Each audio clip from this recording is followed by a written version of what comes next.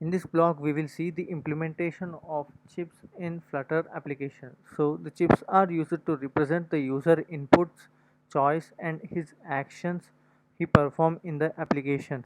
We mainly use these chips to show the user selected categories or items onto the screen and to provide his selection, and also we may use them to provide the such categories or filter categories in our application. So here we will be initializing with our void main, and here we have considered our default class my app, which is extending a stateless widget.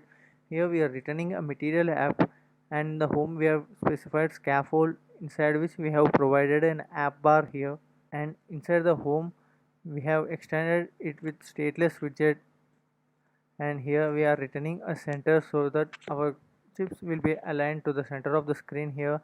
And in the child we have provided a column, and here we have specified the center alignment also, and we have provided the children widget so as we can make sure we have multiple action chips.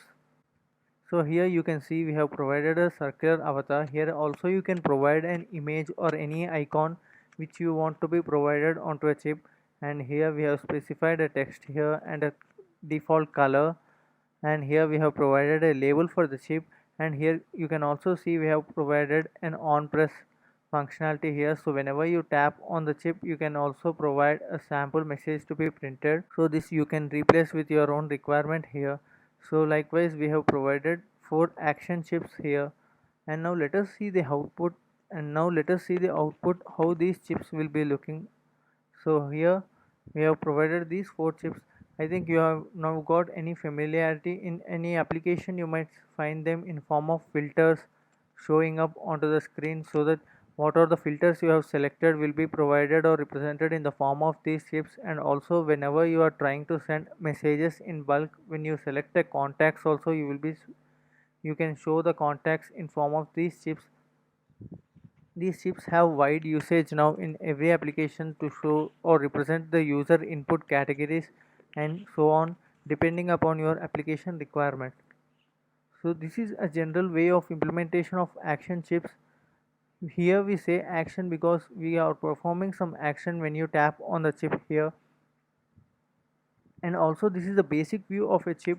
You can also change the background color of the chip and provide different background colors for different chips. And also here in place of this gray icon and the text, you can also provide your own icons or images. So and also here without the icon also you can provide the chips, and there are different types of implementation of chips. So this is it for the tutorial on action chips. So if you have any queries, do let me know in the comment section below, and the code for this tutorial is available in the description section below. And if you like this tutorial, do like, share and subscribe to our channel for more interesting content on Flutter.